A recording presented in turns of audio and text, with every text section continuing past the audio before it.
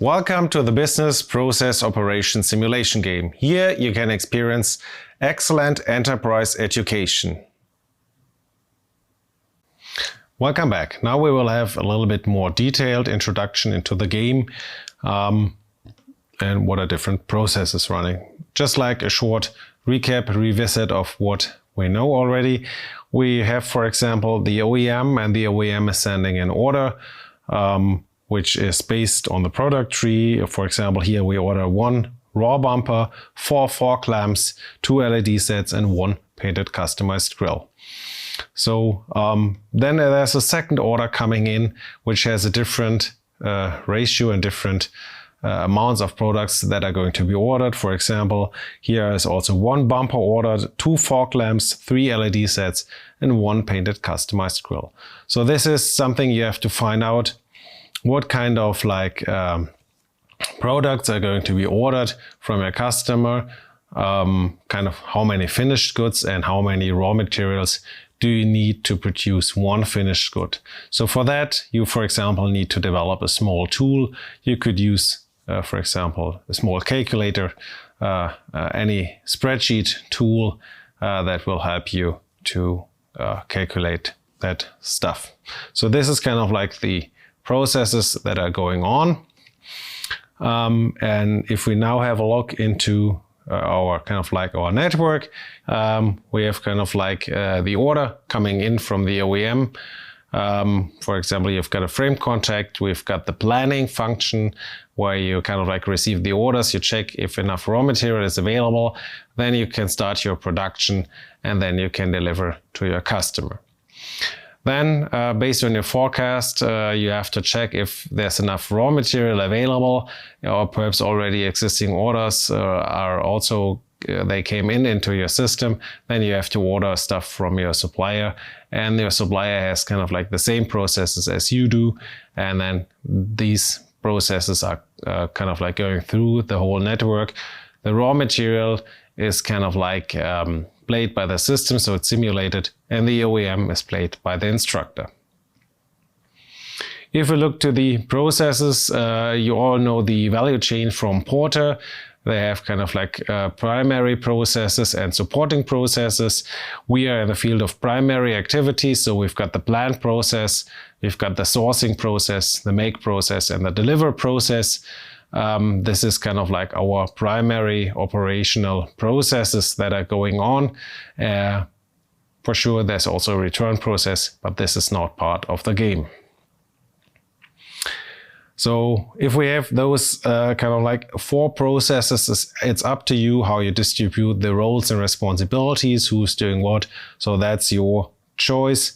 And for example, those are exemplary activities that could be part of the process. So for example, the planning function could be kind of like responsible to develop kind of like or check the strategy and the scorecard, accessing the database, developing dashboards, controlling and managing the financial aspects, adjusting the strategy according to the insights from your data. So you have to access the data. So those are just like exemplary processes from the plan function. From a sourcing perspective, it could be, for example, that you kind of like take care of the purchasing costs and of the inventory levels. Within the make, it's about production costs or tool change costs, that enough material is available for production if kind of like the deliver function, kind of like your sales department, is asking for products because they have to avoid backlog costs, while at the same time they have to also take care about the inventory costs for the finished goods and consider the delivery costs. Those are just like exemplary activities in kind of like the 4 fields which you have to cope kind of like. If we look to the business processes from a different perspective, we have kind of like our plan function. We have kind of like the sourcing function where you send out the order to your supplier, including the inbound. You've got the make function with the production.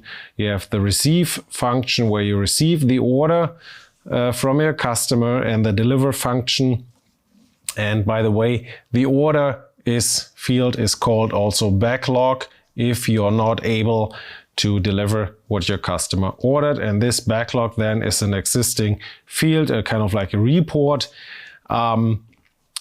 which is available, or an information field in the game, in the interface. And the orders, if you send out an order to your supplier, that's an open order. So if kind of like you order something and it's not supplied to you, you will see that you still have open orders, and then it's up to you how you communicate, for example, with their supplier, and what you do with that. Different view on those processes. Kind of like the plan function is more kind of like a middle management function, perhaps not management, but people that are sitting in the office. Then we've got an information flow, we've got a material flow, and we've got some reports, and you can extend the reports by accessing the MySQL database, and then based on the data that is available over there, you can kind of like develop your own reports that are helpful for you to create more transparency, and then in the end to have a higher performance. That's a different view on the activities. I'm always talking about plan, source, make, and deliver. And here you have kind of like the different existing information and material flows, including reports that are available in the game. But again, it's probably very helpful to access the database to generate different dashboards, to develop dashboards, generate new insights, to create more transparency about what is going on, to cope kind of like the upcoming kind of like issues, and ensure that you have a high financial performance. If we look to kind of like our existing processes, here we've got kind of like the plan, source, make, deliver functions, and we've got, for example, kind of like the different, let's just do it the other way around. Here we've got the OEM, the tier 1 and tier 2, and for sure it's going to be extended, tier 3 and 4, and so on. They all have the same kind of like internal processes that are going on, but there's also kind of like a relation. So you have to collaborate in your kind of like in your chain. And also you have kind of like the option in a network, because, for example, you have kind of like an alternative customer. In this case, this would be the alternative customer from tier number 2. So if tier 1 is not ordering, it's kind of like you could send some products to your alternative customer. And you also have an alternative supplier if you have issues with your supplier. So the question is kind of like, who's responsible for managing kind of like the whole supply chain network. Yeah. If we look again to our processes, we have our internal processes. We included into the strategy map.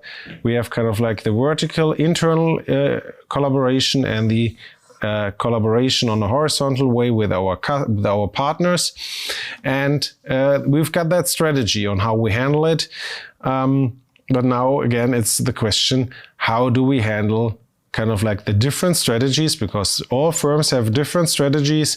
How do we get this strategy all together in one common strategy that helps all partners to create value? So that's a very interesting question, which you will also kind of like experience during the game, how your partners, the other groups, how they behave and what you can do with it.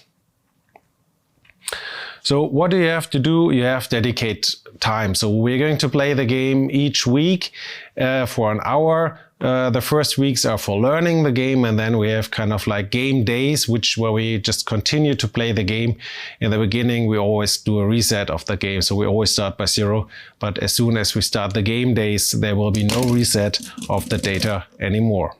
So we have to dedicate time, you have to distribute roles and responsibilities, you have to develop your tools, you have to use information systems, in some sense, applications to get that insights and to take kind of like good decisions. If you are able, if you have transparency, if you have the tools, you can master the activities very easily. Accessing the database is what I told you, and we will be able then also to measure your financial performance and see if your activities are helpful for you kind of like to be successful. And then hopefully in the end you have a good financial result And perhaps let's see if your partners in your network also have a good result or not. This will be very interesting.